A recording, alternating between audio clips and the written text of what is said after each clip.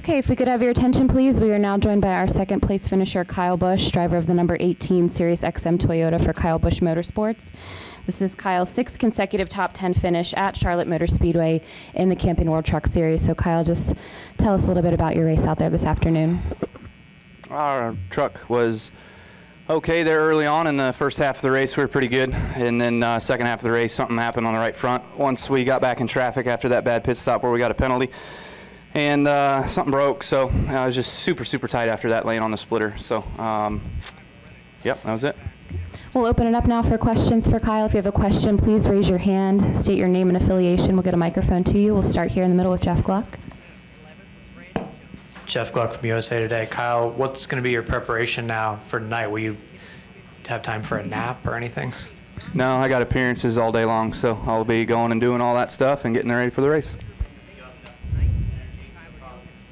It's a short race. It's fine. This was a short race. In total, you're going to run, what, 200 and something laps? So it's not that bad. Okay, we'll go next to Dustin.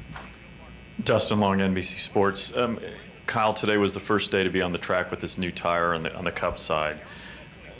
What were things that kind of stood out in as you think the debate between 2 and 4 tires, where you want to be, or new and old tires later tonight, especially that last segment, and what you experienced today and what you saw in the showdown?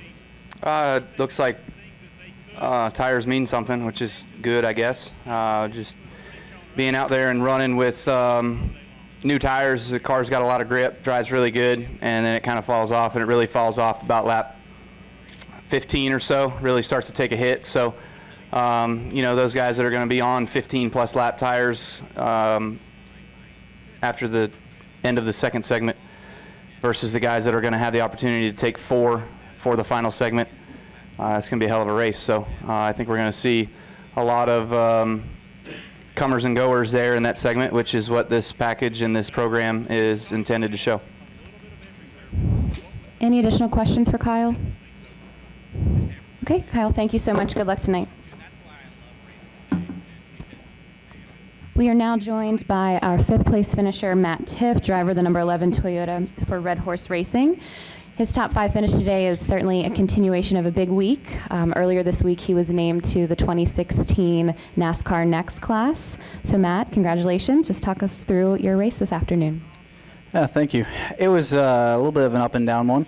I think we struggled a little bit the first part of the race. We were just too tight. Just kind of fought through traffic a little bit there, but kind of got us in a spot where, you know, we were in a position to, you know, come down and top off of fuel, and ultimately that was the biggest payoff for today, was that we were able to play a little bit of strategy, and luckily we were able to stay out, and we, you know, that worked out to our favor there. So we've had really fast trucks over with Red Horse. It's just, you know, it's the first time we've been able to finish out a race, so it's really cool, and Scott Zibidelli did a great job calling the race. So, you know, obviously it's been a big couple of weeks, and it's great to get my first top 5 in the Camping World Truck Series.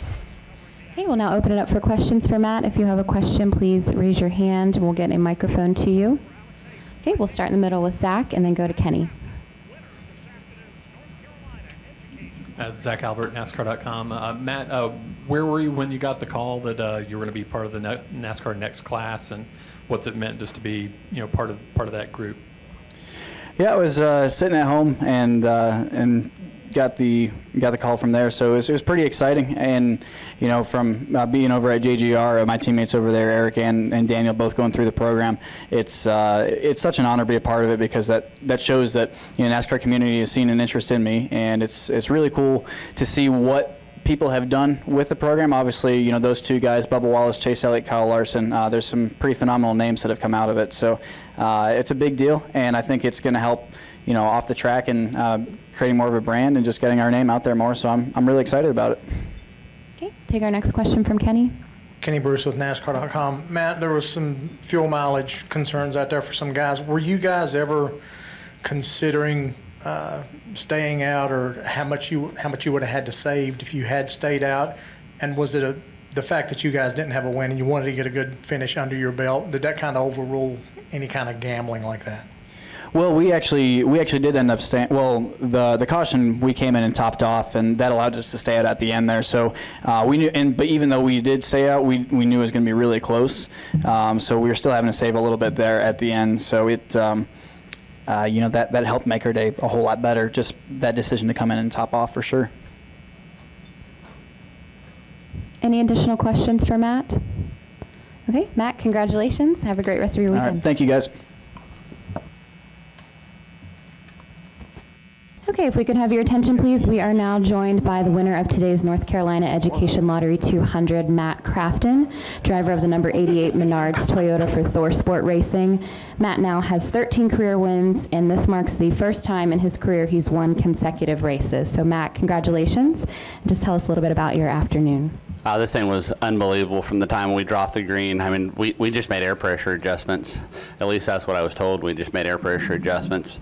Pretty much after the first lap, I knew that they were going to be in trouble. We had something to contend for a win. And we went through 1 and 2, 3 and 4, and I'm like, whew, this thing feels really good unless it really, really falls off or something dramatic happens. I felt that we could battle for a win for sure. We are also joined by Crew Chief Carl Joyner Jr. So Carl, congrats to you.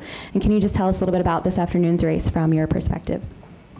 It was a lot better than Thursday night's practice, I'll tell you that. No, it was good. I love it when the sun shines and we all have to lift, and Crafton can, show everybody his skills and our relationship together, tuning it all day. Man, it was a rough one. Our pit stall was terrible because we didn't practice very well the other night. So I think we drove to, 8th? And then that first pit stop, we came out 23rd. So he had to do it twice today. He definitely earned his money. Okay, we'll now open it up for questions for Matt and Carl. If you have a question, please raise your hand, state your name and affiliation. We will get a microphone to you. We'll start over here with Kelly. Kelly Crandall from PopularSpeed.com. Matt, you seemed a little irritated early in the race with some of the younger drivers. You were kind of upset maybe, I think, with some, I believe it was Cole Custer, just things that were going on. What exactly kind of made you mad, and what was going on there? Does that mean you were listening to that? Sorry. Yeah, I was a little animated. And the problem is, I mean, it's early in the race, and we're racing, and I had some huge runs on people and go to pass them, and literally there's 2 different times down the back straightaway they drove me from the top of against the wall all the way underneath the white line down the back straightaway. And I'm like, we're 20 laps into this race.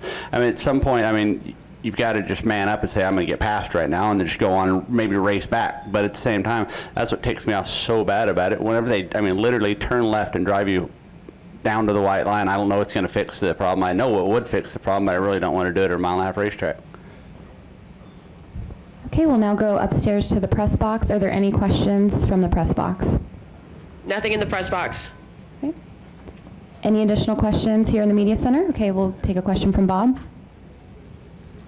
Bob Pockris, ESPN. Does it mean anything to win back-to-back races, considering you hadn't done that before in your career? Oh yeah, I mean, definitely. I mean, it feels very, very good. Somebody brought that to my attention last week after we won Dover, that it's never been done for me, and we won Atlanta last year, and then we were leading on a green, white checkered at Martinsville and lost it, and then we went and won the following one after that. We came close, and it feels very, very sweet to be able to say we've done it back-to-back, so maybe we can go for 3. Any final questions? Okay, get a microphone back here. Robbie Mays, MRN. Matt, do you feel comfortable now with 2 wins that you are guaranteed a lock to be in the chase this year?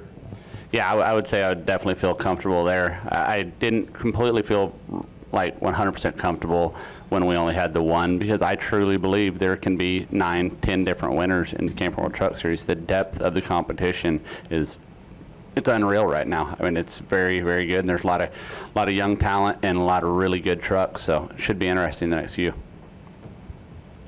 Any final questions for Matt and Carl? Okay, gentlemen, congratulations. Thanks for coming in. Enjoy the rest of your weekend.